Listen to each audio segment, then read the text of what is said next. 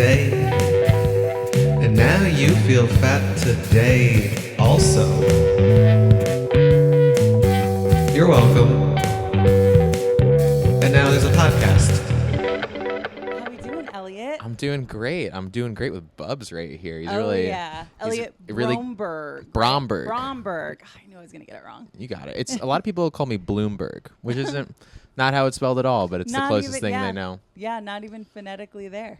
I'm doing great. I just got another kitten, so Yes. I'm literally yesterday, so I'm in cat mode. Yeah, you're cat dad mode. Cat mode right now.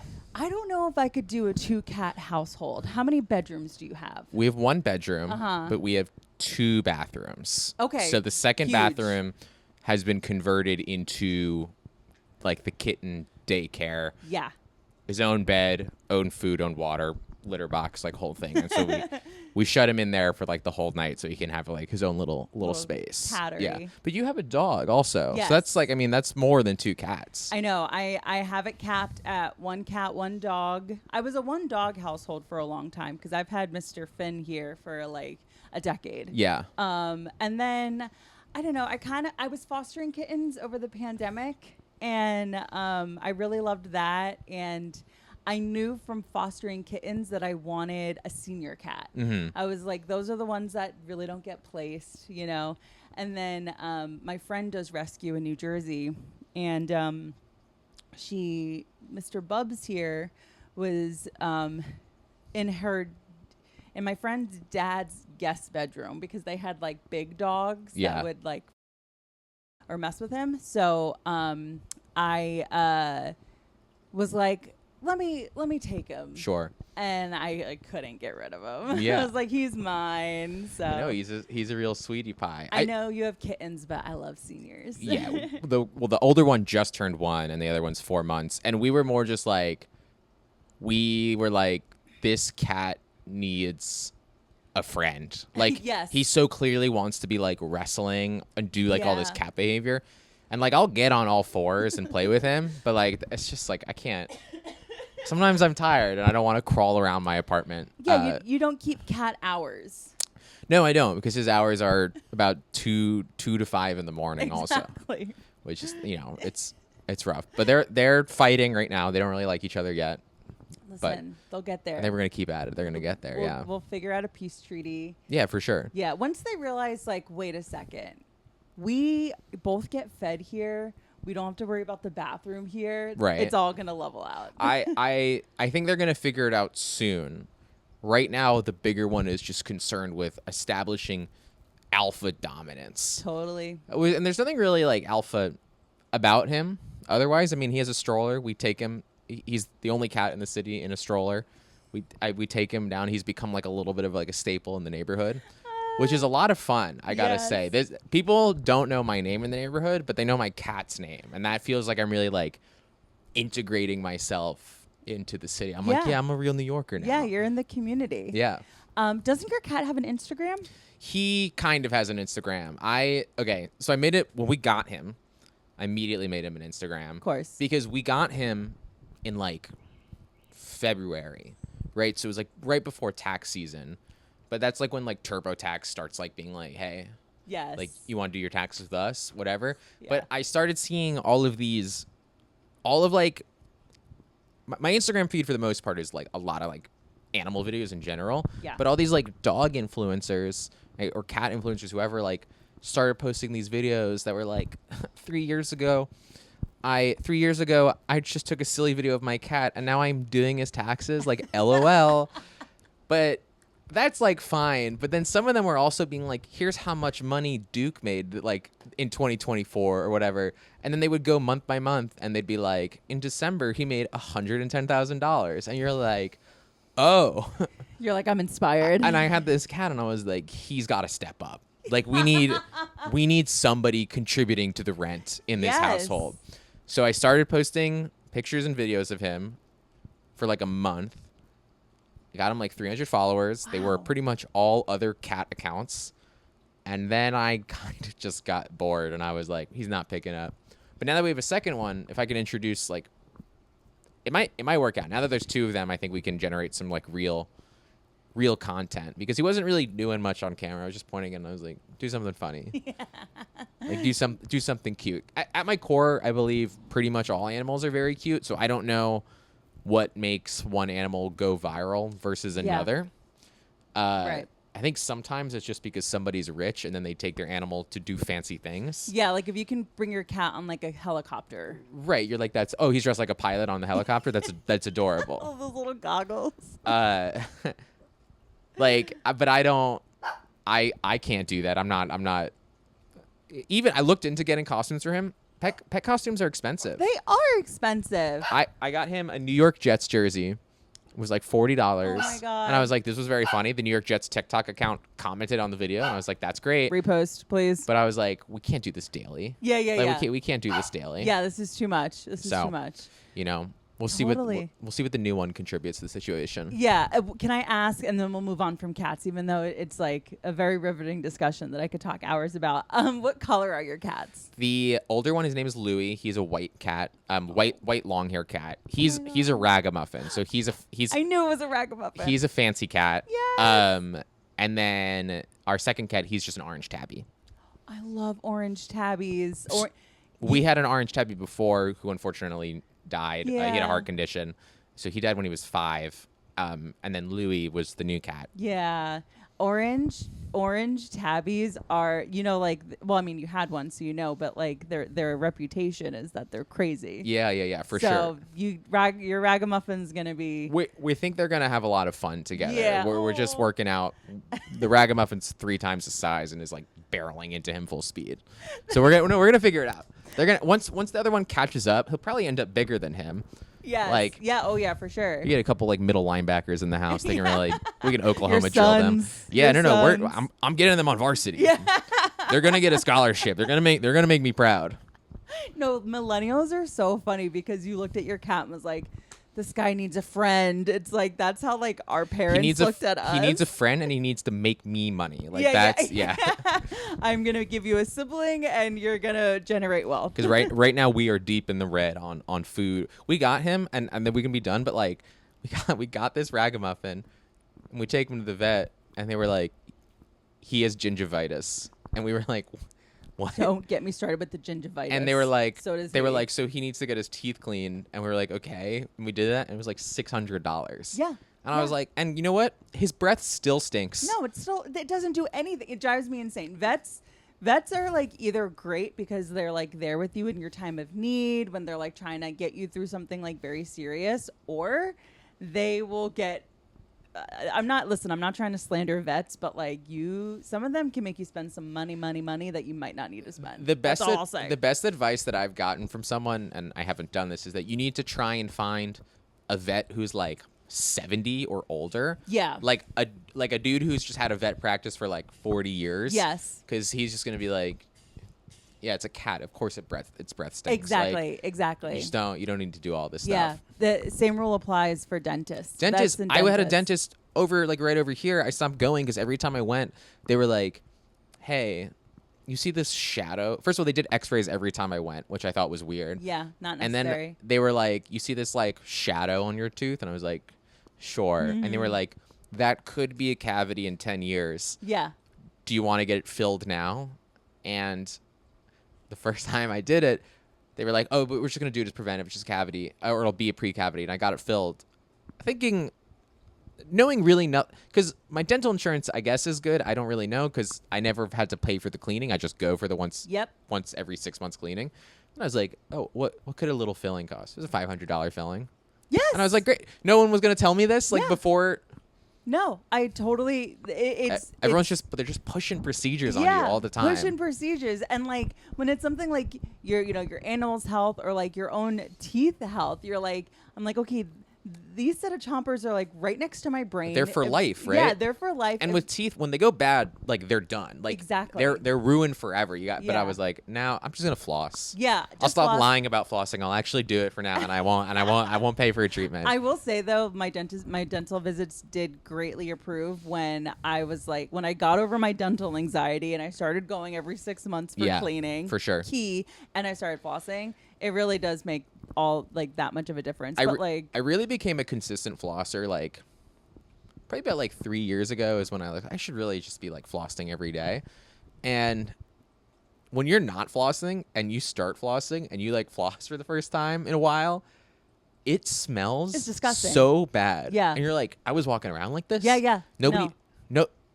I'm like, did I reek constantly? No, I know. I like was very, very embarrassed once I went to the dentist after not going for a long time, and I realized I found out that I needed a root canal, and I was like, oh my God, like now that I like feel my mouth with like it fixed, I'm like, oh my God, I'm so embarrassed on like what do people think of me? And like I try to think that like I present myself as best as I can, and especially as far as hygiene.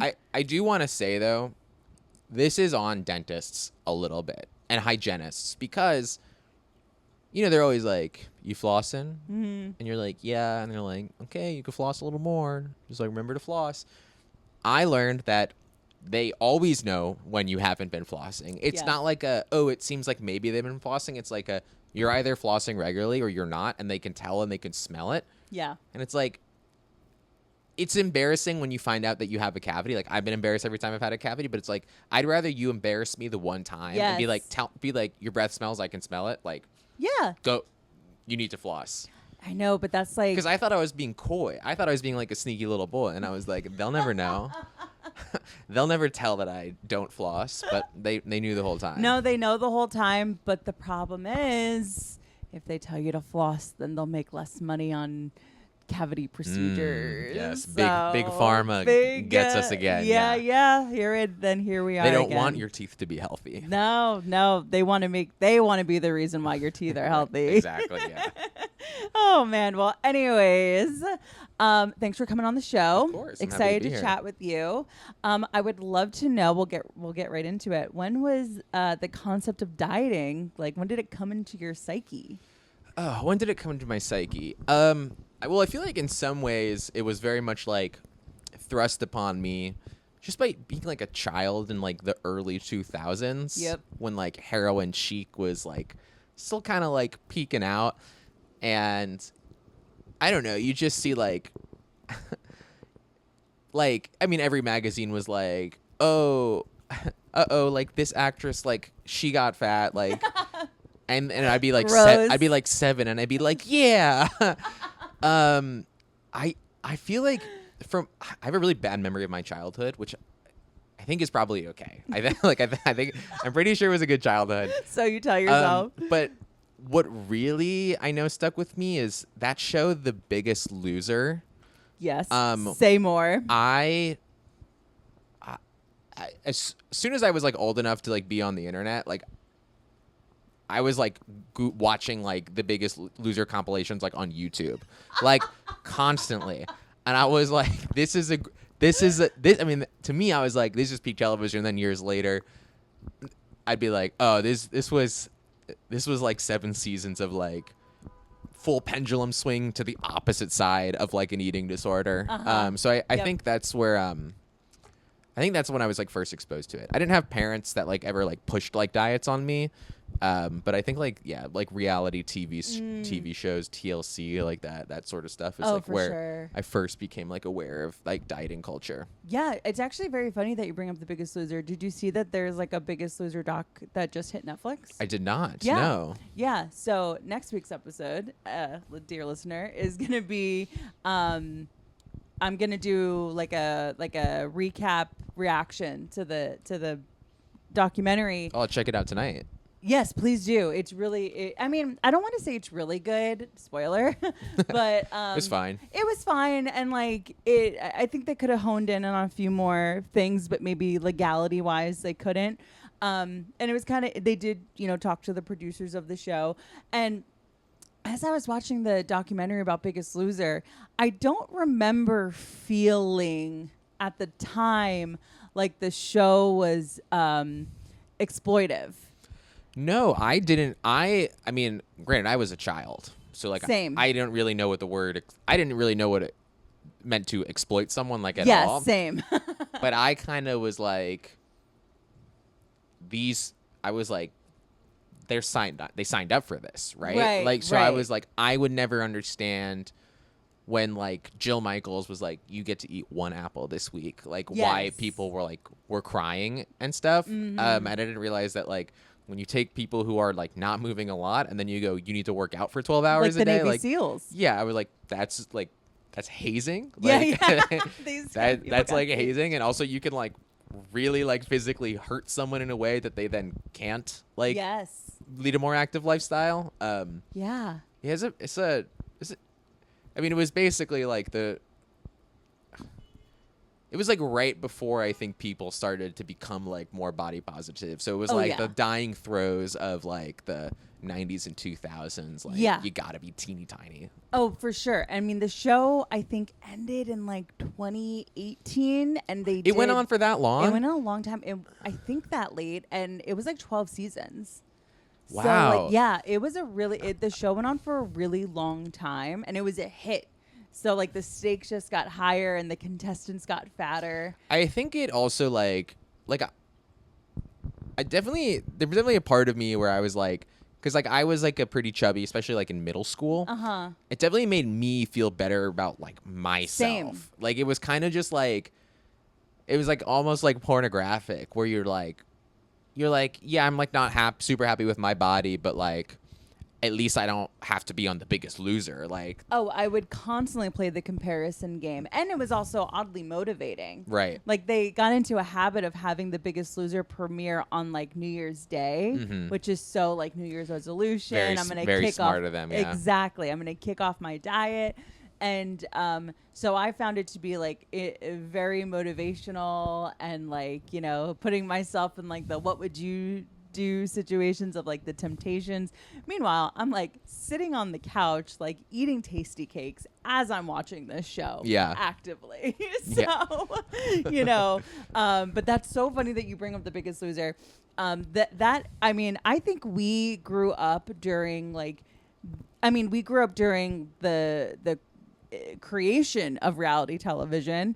And they not only was there shows like The Biggest Loser, did you ever get into like The Swan, or No. oh my God, The Swan was they would take women, and I think it was women. Is this like an ugly duckling like type thing? and Oh turn my them God. into swans, and they would get all of this face work To done. be fair, though, this is kind of what Queer Eye is doing today for men. Right? Yes, So yes. we haven't graduated past this. And Queer Eye was a remake of the show Queer Eye for the Straight Guy. Oh, Yeah, there was an original Fab Five.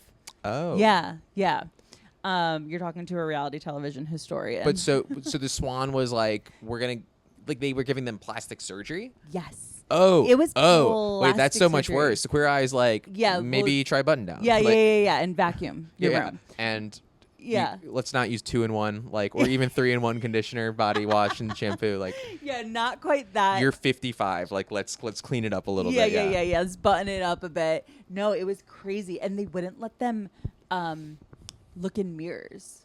So they would like, this is your face today. You're going to go get all this work done, and you're not allowed to look in a mirror. And then they would have this big reveal. Oh, no. I can't believe you haven't watched this if you were like into The Biggest Loser. This was on Fox 5.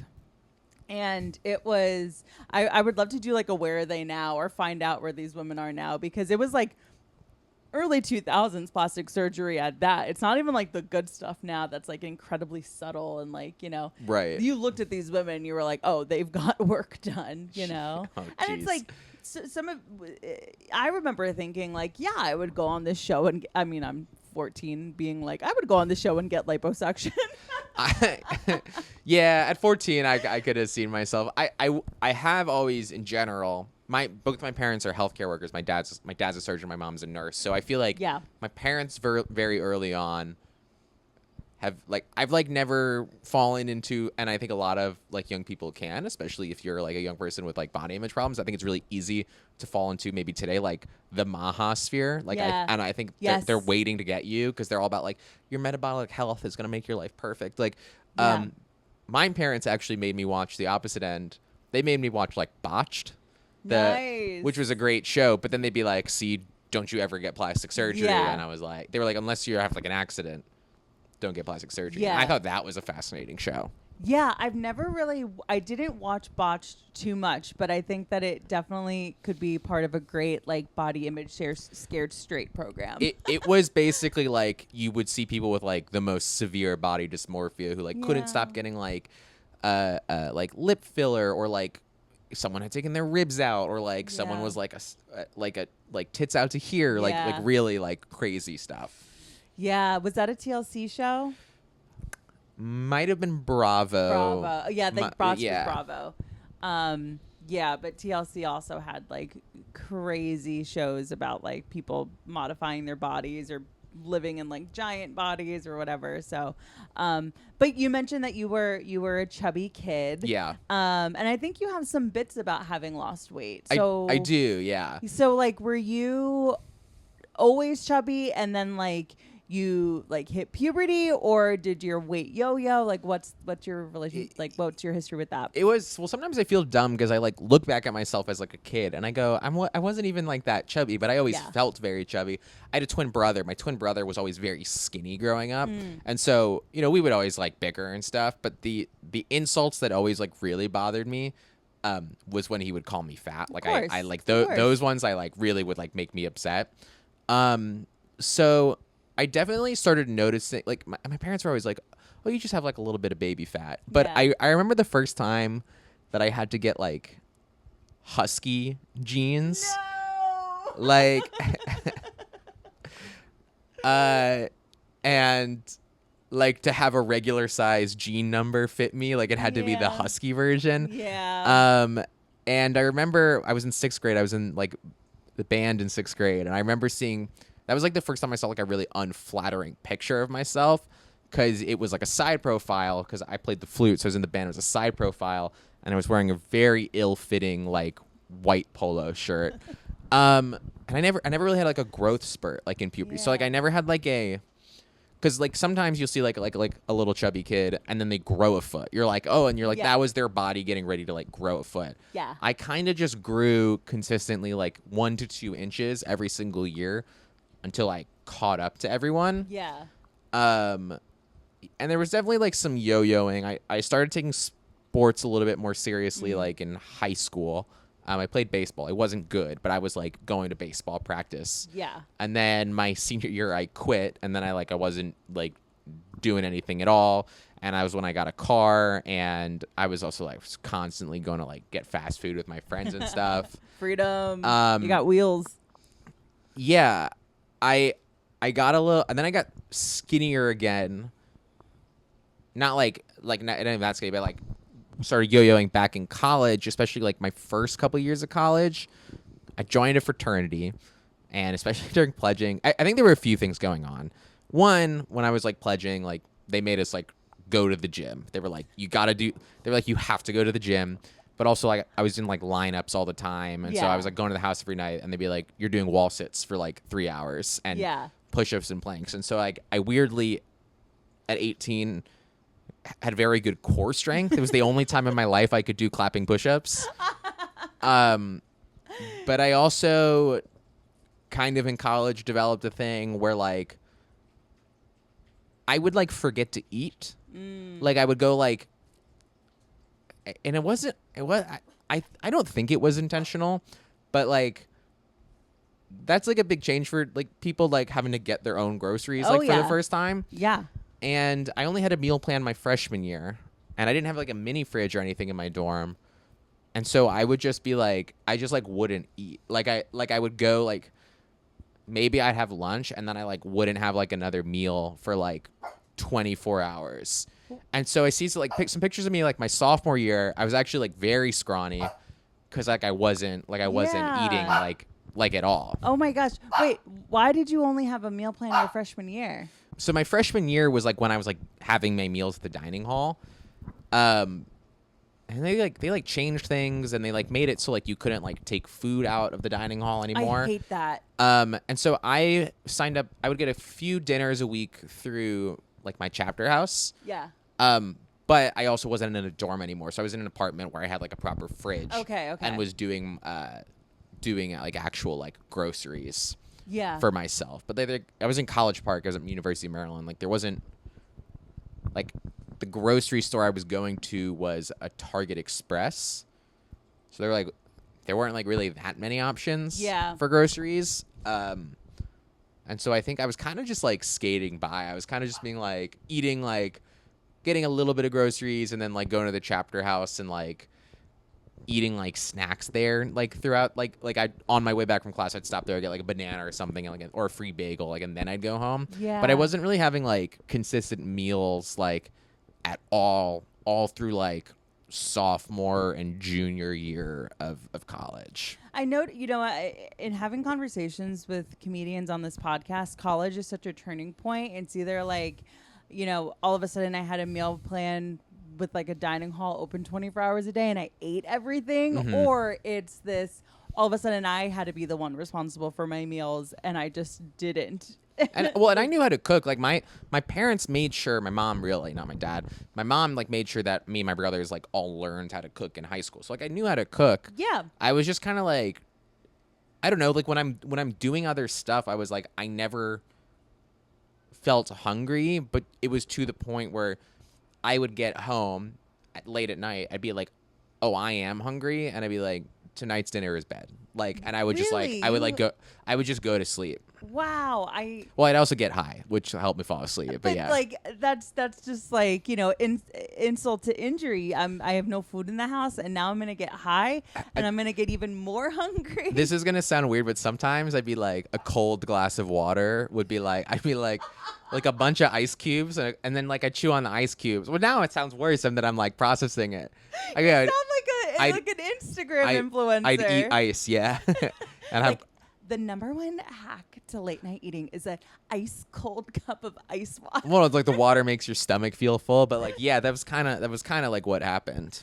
Yeah, it's like it's like, I don't know if you could say that that's an ED because you didn't like intentionally, like it wasn't like, oh, I want to be skinny, so I'm doing this, but it sounds like you just didn't prioritize. Right. I mean, I wasn't like dangerously like underweight or anything. Right. But that was like why, like that was part of the reason that like I lost weight and was like scrawnier in college. And then my senior year is when I started how to figure out how to do groceries for myself. My senior year was when I also started lifting a lot, and then also like because it was senior year, especially once I got a job, we were just playing drinking games all the time. Yeah. So then I was just having like 1,000 beers a week. And so then I got like way chubbier again. And then went to work after that. And I was like going to the office like 5 times a week. And then I started doing stand-up comedy.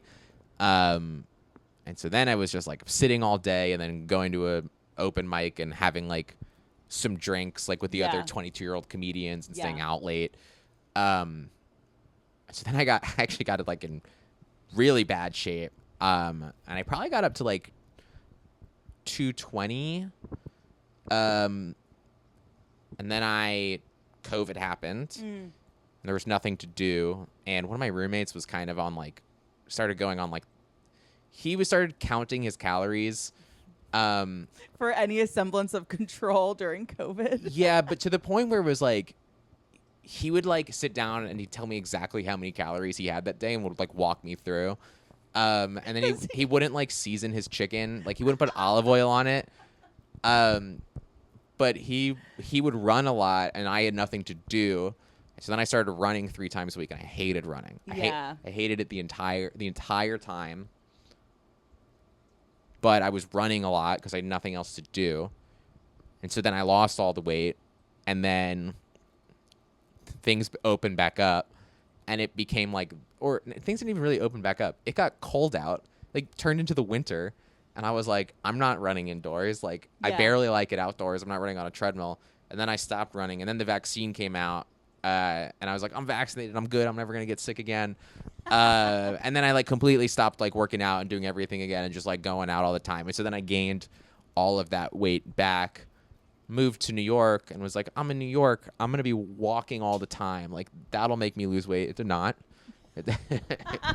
It did not. That did not do anything. Yeah, because you add a lot of pizza into the mix when New York enters the picture. Yeah, and just like, and also like, go to an open mic, like have a drink, and then it's like, every time I have like an extra beer, like, you know, it like Oh, really yeah, really it adds adds up quick. after a while. So Totally. yeah, it definitely like over 2 decades of life, like a lot of yo-yoing back and forth. And when you were in a yo-yo where you were heavier, did you think, "Oh, I got to change this"? Like, how present was I it on your honestly mind? wouldn't necessarily even like notice initially. Until basically like I then like so I would basically like if I stopped working out, I'd be like, well, I'm like the same amount of skinniness that I was at like the peak of this working out, until I would then like randomly see like a picture of myself, and I would compare it to like a picture, like Snapchat memories would be like, here's what you looked like a year ago, and I go, oh, I've like gained Yeah. a bunch of weight. So it wasn't always at the front of my mind, but then like once I noticed, I would always be like, oh, I need to start working out again. Like I need to start running, or I need to start lifting, or have a vegetable. Like So you're the kind of person where you can notice and then like be like, okay, I'm gonna start doing something about it. well, so no, I can notice and I can have the thought that I need to start doing something about it, but I don't know. Like I've always, I think, been generally good about like pretty good about snacking. Like I know that I don't have like a lot of self-control around like sweets and dessert and junk food and stuff. Yeah. So I do a good job of like not necessarily like buying like that for myself, Yeah. but that all gets offset by the fact that like I love having a drink with friends and like going out and Yeah. playing drinking games. So like and I frankly like don't like working out that much. Like if someone's like, let's go for a hike, like I'll go for a hike, like I'll do like whatever, but like I don't know, it's like very hard for me to like find something that I like that doesn't feel like a chore, like Totally. necessarily. Yeah. Yeah, I get that low impact movement. That is my vibe. I've always toyed around with the idea of being like, maybe I'll swim. I'll be like, maybe like that's good for my joints. Like it's better for my joints than like running. Like I'm not running. I'll be like, but I gotta watch out for my knees. Like, Oh yeah, that's why. yeah, and like I would play like a little basketball, but then it was like I'm not good at basketball enough to be like playing like really like pick up like with other people. I was just playing Yeah. with like my hungover friends on a Sunday. Yeah. Honestly, what has worked has been having to financially tie myself to something that makes me feel more anxious about my money not going to work. Yes.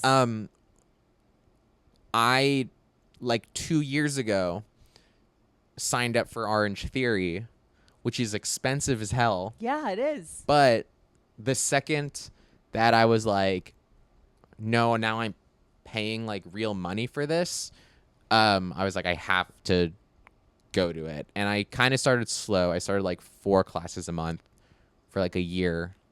And that was all I was doing. And I recently upgraded, like in February, upgraded to like 8 a month. Nice. But now it's been long enough where I've like, what's been good about this is because I built it up really slowly over 2 years, it's like actually stuck for the first time instead of me going through like a phase of like, oh no, I'm gonna lift every day for like a month and then being like, my muscles hurt. yeah. And I just upgraded. I'm about to have upgraded to like the unlimited classes like a month, because like, and I've really like also for the first time been like, oh, I really feel like a lot healthier. It was the first time I didn't have like a panic attack at my yearly physical, because I was like, oh, my blood pressure is like actually down and my resting heart rate's like actually like noticeably down. Yeah. As well. So that sounds silly to be like spend a bunch of money, but that's helped, and I think it's helped more than just like a regular gym membership, because I don't know, it's like hard to make yourself like a program, and when you go to buy the gym by yourself, it's easy to be like, all right, what do I do next? Like, what do I do next? And this, I show up for an hour. Somebody tells me what to do. I go, thank you for telling me what to do. Yes. I'm gonna go home now. Like, and that's and that works for me. And that this has been the best. And it took me 28 years to figure this out. But like, this is what is finally, maybe not finally, but working for now. Yeah. Well, I mean, when you're somebody that I think, because I am this person who very much relates to what you're saying.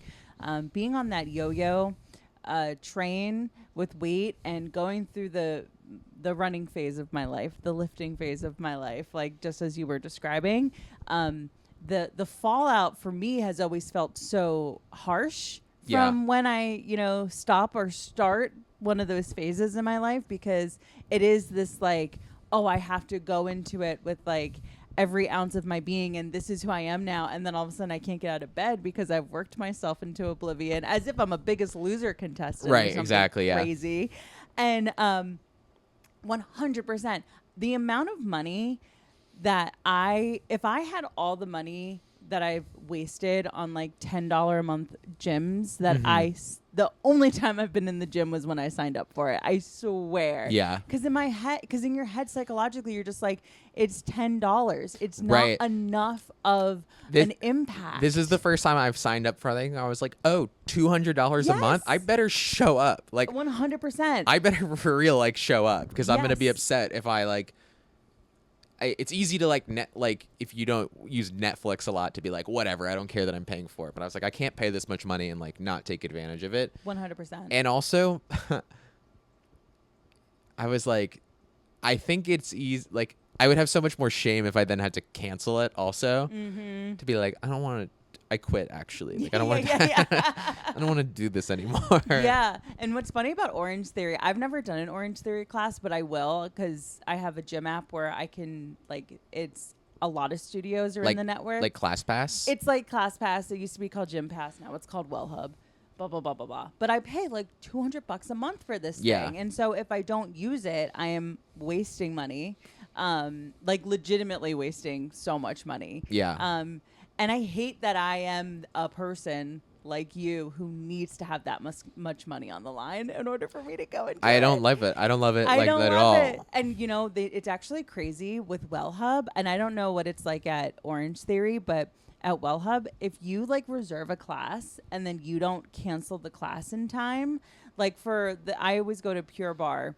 And the rules for Pure Barre is you have to cancel like 4 hours before the class. But I like to do 7 a.m.s. So yeah, that's when I like it. I found first thing. I can't after work. I'm like, I can't do it. Too tired. Like not. I can do this. I can do stand up. And even then I'm like, all right. It's a little crazy. It's like, a little hard, But like there's never a world in which I am doing a workout happily after work. Like it has to be 7 a.m. So I have to go to bed that night being like, I'm waking up and working out, because I would have had to have canceled by 3 a.m. Right. And if you miss your class and you don't check in, you get, they will tell you, well, actually it's changing where you don't get any, it used to be a 3-strike rule. And if you hit the 3 strikes, then they were like, you can't reserve classes for the rest of the month. Whoa. So now you're paying $200 for an app where you have to hope you can walk into classes. So Orangetheory, it's similar. If you have the limited classes per month, which is like 4 or 8, if you don't cancel within 8 hours, before 8 hours of the class, you just lose the class. You're like, you don't get it anymore. If you're in the unlimited and you don't cancel in time, in that 8-hour frame, before the 8-hour frame, they charge you like $30. That's so much money. Which is a ton, which is almost crazier because the unlimited people are paying you the most amount of money. Yeah. But then they're like, because you can sign up for any class, you're taking somebody else's spot. Yes. So we're really gonna get you. Reinforcing it. Yeah. Yeah. And you know what? Sometimes I look at these rules and I'm like, this is ridiculous. No, but they need to do it, because if I could just cancel any time, I've gone to classes when I really didn't want to. When I woke up, like sometimes I wake up at 6:30. I don't want to leave the apartment. Yeah. But I'm like, I signed up, and I'm gonna I get more anxiety about money. Yeah. Than I do, I guess, about like my own weight, and so the money wins, and the money goes, you better go to class, and so then I actually have to go. Yeah. Yeah, 100%. There has been one time where I just had a hard time falling asleep, and I like ended up only getting like 4 hours of sleep. And I woke up being like, this is when I wish I could like take the L and just not go. And the result of that was just like a semi-okay workout. And I just have to walk away from it where like Oh man, the instructor just didn't think my head was in the game this morning, but like I'll get him next time. Yeah, for sure. It really is that thing of just like it is just better to go and have a bad time or like a maybe not so great workout than to not go at all. And it is crazy the threat of my financials being wasted has been the only thing that has kept me consistent. It's so funny you say that because I feel the exact same way. It almost makes me be like, not really, but I'm like, if I get offered a raise, I'm like, should I turn it down because then I won't go to the gym anymore? No. When I'm financially stable, will I quit? Like, I don't think that'll happen. No, but I don't think that'll happen because you're still like. I don't care how much money you have when you like wasting money sucks. I hate wasting money. I hate it. And I do it all the time and it gives me a lot of anxiety. Yeah. There was something else about this as well. With going to the gym, spending money on it. What was I going to say? I guess it wasn't that important, huh? Orangetheory. For what I've seen online about Orangetheory, there seems to be a bit of a cult following. Have you caught that online? I guess, I mean, I guess for me, no, I haven't got it. I think on one hand, I'm like, this is so silly because they give you the heart rate band and they're like, all right, like if you guys don't know that you put on a little band, Explain. right? And they're like, your heart is in 5 zones. They're like, there's the gray zone. That's you at your resting rate. Then we have the blue zone, which is like, all right, we're starting to get warm up. Like you just started walking, like. And then your green zone, they're like, this is what we call like your base pace. And they're like, so like if you're running or you're power walking, they were like, this is a pace that you should be able to comfortably keep for like 30 minutes, which is crazy because I don't want to run 30 minutes ever in my life. But they're like, you should do that. And then they were like, orange. And this is where the Orangetheory comes from. They go, orange, that's where you want to be. They're like, this is the fat burning zone. They're like, this is the zone where you're actually going to burn the most calories after the class. They're like, so you're going to work out. And then you're going to burn even more after the class, the longer you're in the orange. And then they go with like red. They're like after burn.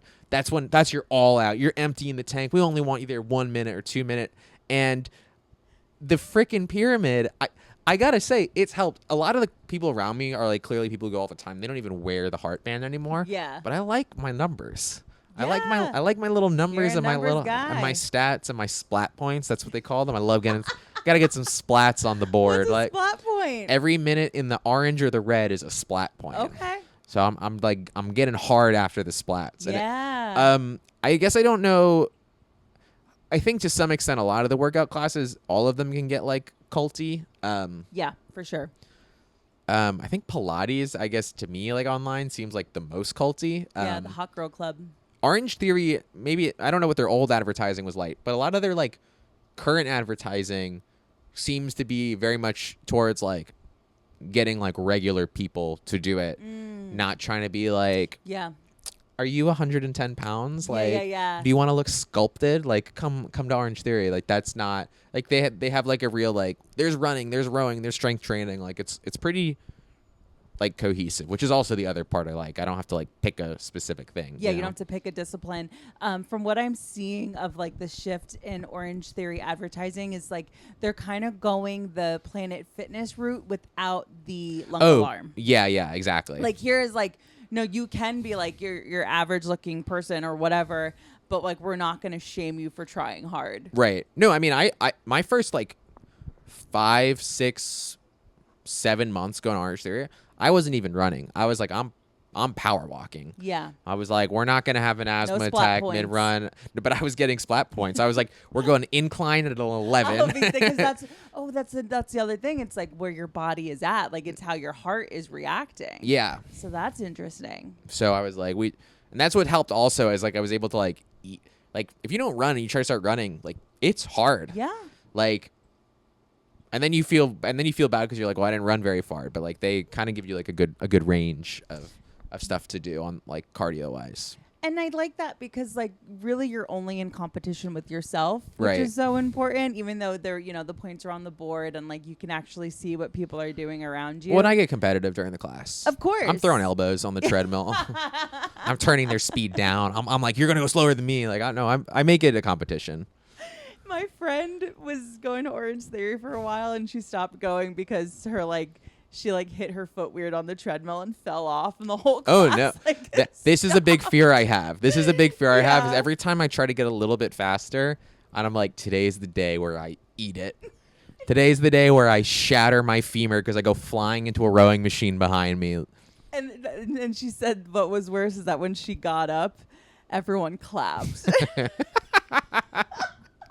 That's supportive. That's nice. Better than She's laughing. Like, I yeah. wanted to die. She's like, I would have rathered they laughed, like clapping for me. I stopped the whole class. She's like, it's intense all the way through, and I stopped everyone from Yeah. what they were doing. You got to stop going. You can't. Oh, I was like, fuck them, keep going. You shouldn't be memorable at your class. Like Yeah. you can't everyone be like, "Oh, like that's the girl that Yeah, fell." or when you walk in, and you're like, oh, how you feeling? Are you okay? Oh my God, just kill me. That's awful. That I feel. Did she find a new studio, or she's like, "I'm done forever"? Done forever and is trying Pilates now. Which that's the beautiful thing about working out is that you can try new things. And I think this was the other thing I wanted to say. First off, glowing endorsement of Orangetheory. I gotta say, like, you're not even selling it and you're selling it. I like it. It was very much like, I'm not an athlete. Like I'm not trying to get like Yeah.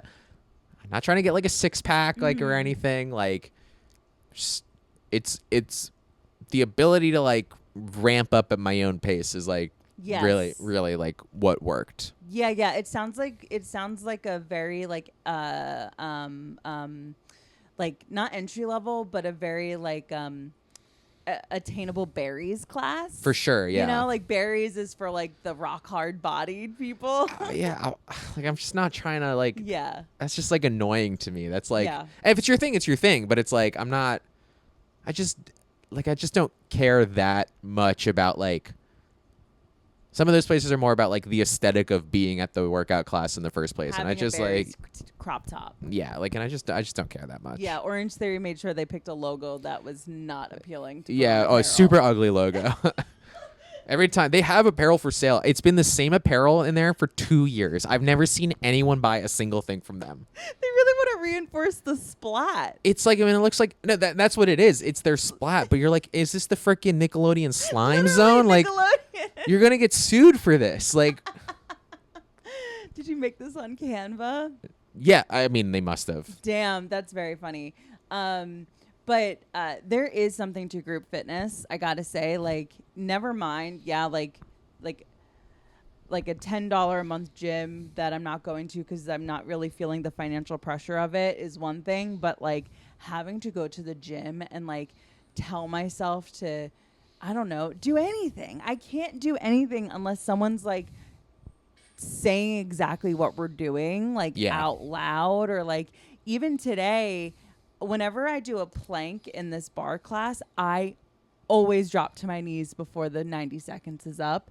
And the only reason why I was able to hold out longer today was because I heard the instructor say, "Nice form, Kelly. Way not to drop to your knees." Nice. So it's like at the point I was going to, she said that, and I was like, now I fucking can't. Right, and it's like, tell me I'm a good little boy while I'm working out. Exactly. I need the. I have an encouragement kink apparently, but just in the gym. Like, it feels good. It feels nice. It does feel nice. Like I actually, that was a part of like group fitness where I was like, I don't want to get called out, and I'm like, oh no, apparently I need to be told I'm a good girl. Like, I didn't realize. Anytime if we're doing sprints and I get up to a 10, they go, "Whoa, Elliot, double digits," and I'm like, I'm freaking Lightning McQueen up here. I am speed. Ka-chow. Like, Oh my God, breaking the light and sound barrier with your speed. I'm like, I'm the fastest dude alive. Yeah. I love it. Well, that's great. And it's great to hear that like you found something that you can stick to, which again, as like anybody that's listening to this and like you're a yo-yo person, like I think the number one thing to keep you like consistent with anything is just not having an all or nothing mindset, and to just like not think that like now I am a workout person. Yeah. It's like, because even when you get into a rhythm with working out, like let's say you're on a cadence of working out like 3 to 4 times a week, there are going to be weeks where like you only get to go once, or you don't get to go that week because life happens. Like it's the all or nothing mindset like keeps you from getting back on the horse. Right. And then the one disruption to it that's out of your control stops you. I mean, and then I think about my friends who like are in really good shape. Like they're not even like all or nothing. Like they've been working out consistently for like 10 years, like for them to get like where they are today. And so you just gotta go slow, and you gotta do what's like obtainable for you, and make like little rules and stuff. Like, cause like there are other like little rules that I've like tried to do. This one's an unhealthy rule. Maybe don't do this one, but I want to hear it. But sometimes, well, one, I do drink less than I did when I was 22. Like I just don't really go out the same way. And I don't really drink beer so much anymore, because not through like my own choice, but I started having allergic reactions at bars, and then it turned out I have a hops allergy. No way. And so I basically can't drink like IPAs or anything anymore. I can really only drink like light beers. Wow. And so that kind of one sort of made a choice for me. Like I couldn't have like all the beers are like 90 calories now instead of like 200 calories. And I also can't have more than like a couple in a night, because I'll get like a full facial flush. So and so now I drink like mostly like mezcal or like tequila, and so it's like a clear alcohol thing. Not important. One of the rules, which is not a healthy rule, is sometimes I would go, tonight beer is dinner. like if I went day drinking with some friends and I had like 7 or 8 drinks, I would be like, no dinner tonight. This is bad advice. That is like horrible advice. No one should do that. But that is something that it's part of your process. is part of my process now. Okay. Not that I'm doing that. Like let me be very clear. This is happening once a quarter. Okay. Like maybe like I'm not having 7 beers and no food every single weekend. Like this is not. But I was like, it was more about, fundamentally at its core, it's more about like not doing like the drunk food, like just like getting past that. Totally. Which, I mean, the fact that you can have like 7 or 8 drinks and not do the drunk food because you set that rule for yourself. Moving to New York, okay, again, going back to the money anxiety, drinking in the city so expensive that I'm like, I'm not sitting down for a $50 like dinner with my friends. I'm like, we're done hanging out and I'm going home. And I'm having leftovers from my fridge. Like, so there are still some food being consumed, which is good. Because, if I have any. But I mean, listen. I don't cook drunk anymore, though. I burn my hand really bad. I would imagine. I tried to cook a duck breast. So you're like a chef. I love cooking. I love cooking in general. And my friend was like, let's get drunk food. And I was like, let's cook at my apartment. And I cooked a duck breast. And if you've never cooked a duck breast before, I haven't. The skin side, it's a lot of fat. And so you have to like render it off and pour it out so it doesn't splatter all over you. And I poured it directly on my hand and gave myself a 2nd-degree burn. You can see the scar. Oh my God, yeah. So I don't do that anymore. Yeah, that's a good rule to have for yourself. Like nothing that the microwave can't handle. And don't put aluminum foil in the microwave. Don't do that. That's crazy. I mean, but like if I am drinking, like I need to eat something because then the hangover is going to be atrocious. Are you not affected by this? No, I have day-long hangovers now. Yeah. But better strategy for me has been drinking on Fridays, do nothing on Saturday, still have like a weekend day. So like Fridays are my going out days. I like that schedule. Or I just try to like not drink a ton every single night. Yeah, totally. But sometimes, like New York City is a drinking city. Like, for sure. We go out here, so I get it. I've also been doing martini reviews. I actually wanted to ask you been drinking. about this. Yes, I love your martini review series because it's so hard to find a nice, tasty, affordable martini in this city. Right. And so I like that you're creating this catalog of reviews of different martinis based on like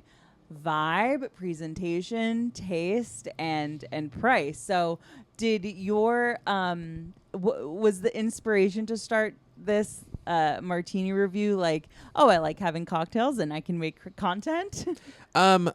A little bit, yeah. Which is like perfect. I also just like I don't know. I kind of like fell in love with like martinis in the past year. I read this New Yorker article where this guy basically went on like martini tour with Manhattan with like all his like film and actor and art friends, and I was like, I've never really had a martini, but it's like a very elegant, like simple drink. Yeah.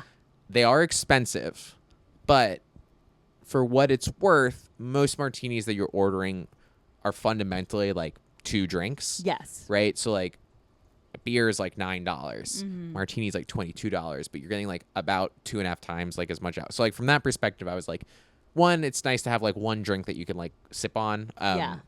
But I was like, I don't know, like there's all these like fun martinis around the city. Like, wouldn't it be fun if I like actually like got to try them? And not a lot of friends really want to go get like martinis with me. And so I was like, if I'm going to go try a martini, and I don't really like being at like a super crowded New York City bar, but I want to go during the week, I was like, let's make content about it.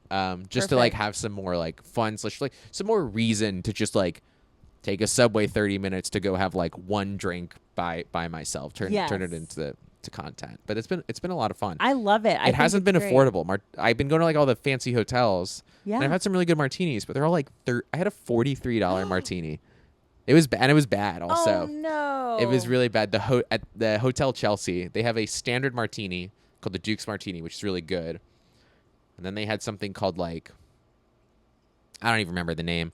It had chartreuse in it, which it turns out I don't like chartreuse. Oh yeah, it's like herby, right? Yeah, it was like super herby, and it was like 2 different types of Japanese gin and something else. A lot of flavors not working out. But I'm doing it for the people. Yeah, listen. I mean, and now you can say you tried it. You tried a $40 martini that sucked. Right. And well, money.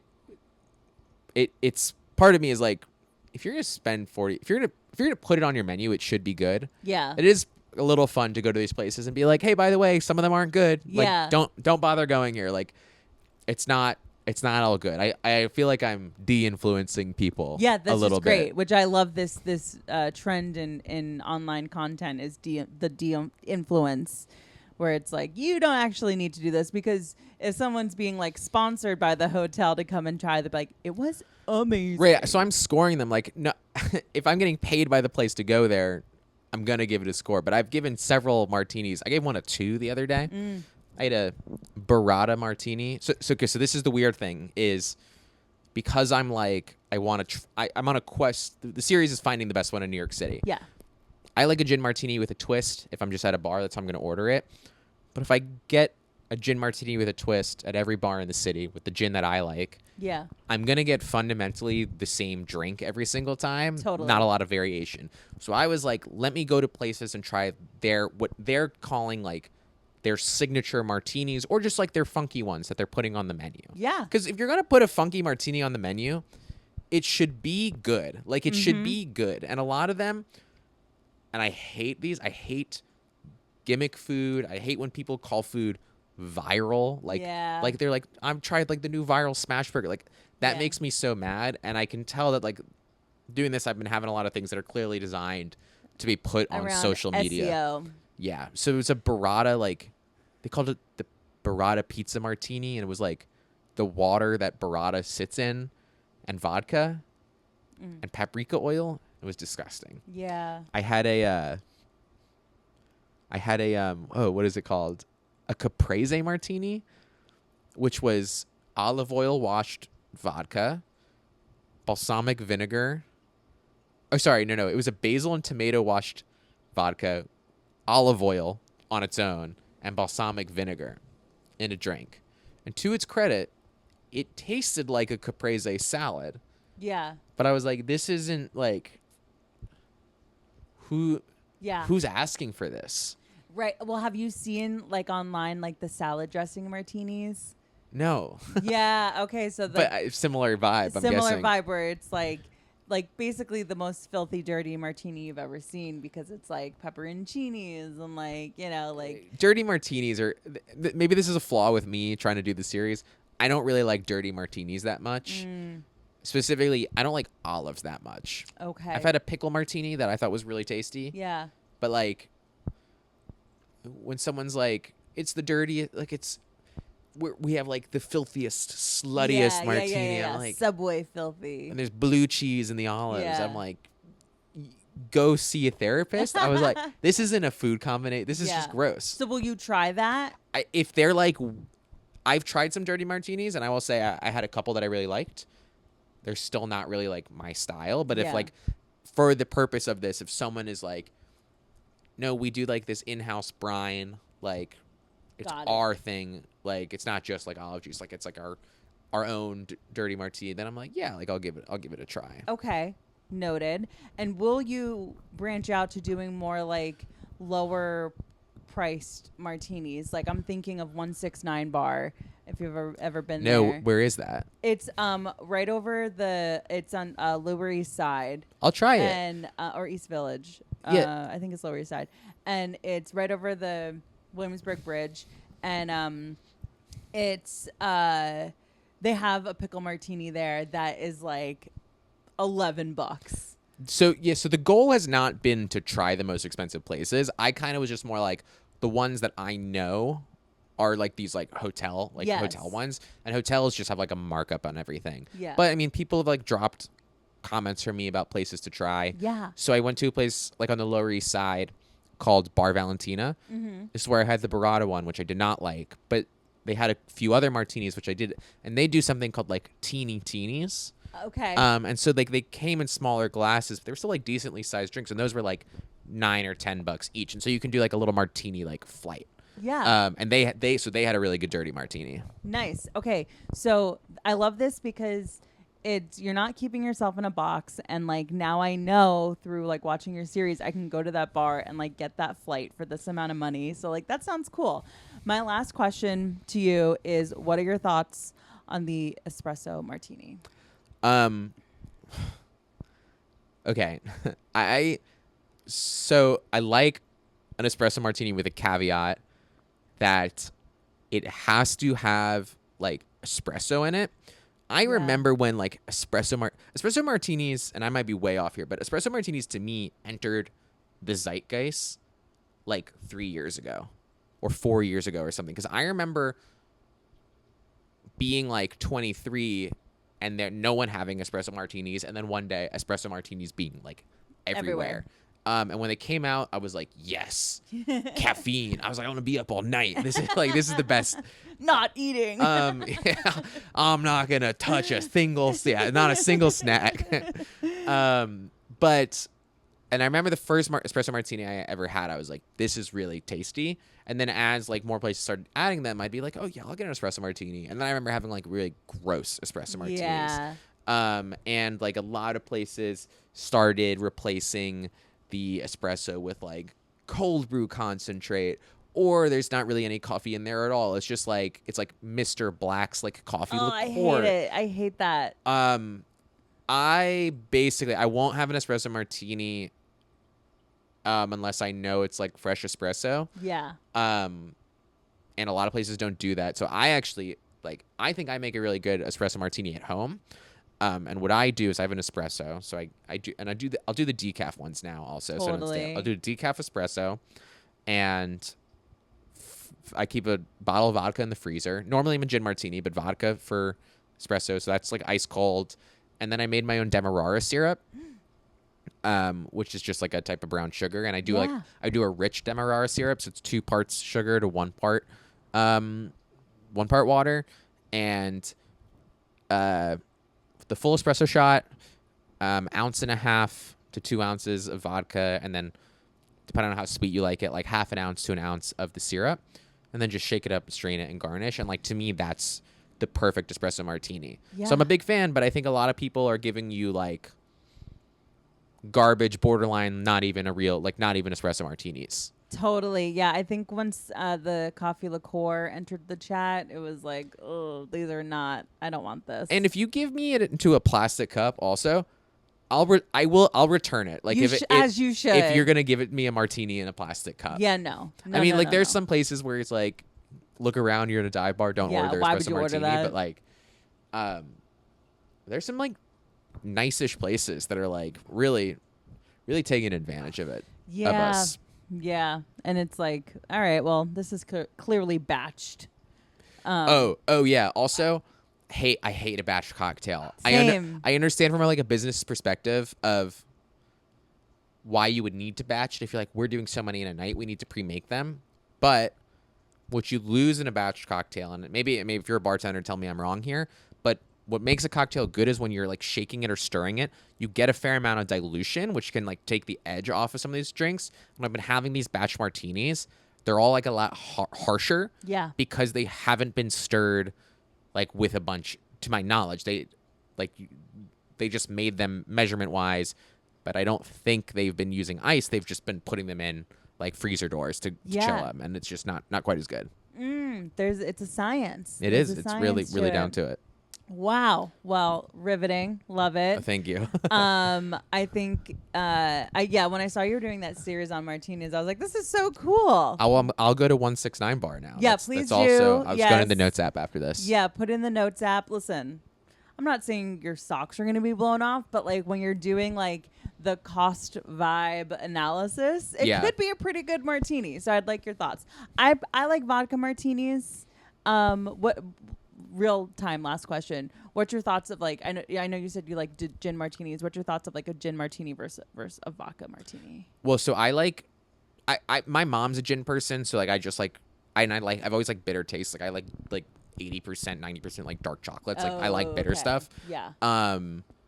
Vodka, like if you don't know what you like, I would say go with vodka, just because vodka's probably going to be smoother than gin. If the martini has like flavoring and you have an option, I would say do vodka. If it's kind of going to sit on its own, for me, it's gin. But my actual favorite martini that I can get at a bar is a Vesper martini, which is gin and vodka. Ooh. And it's like a third drink, which sometimes it can depend. Like Yeah. I like it with Cokie Americano. But so I like the combination of both. All right, that's your favorite martini. And then so far on the series, who has had the best martini? Best martini has been at the lounge at the Wall Street Hotel. Okay. And they were very unfortunately the third martini I tried, and it's kind of been there've been some good ones, but it's been pretty nothing really comparable yet, because they did a triple pearl martini is what they called it. And you could get gin or vodka. So I did gin, and they served the gin just like neat in a glass by itself. And then they brought out this big scallop shell, and they had 3 caviar spoons on it. But instead of caviar, they had this edible gel, these gel beads, and they were infused.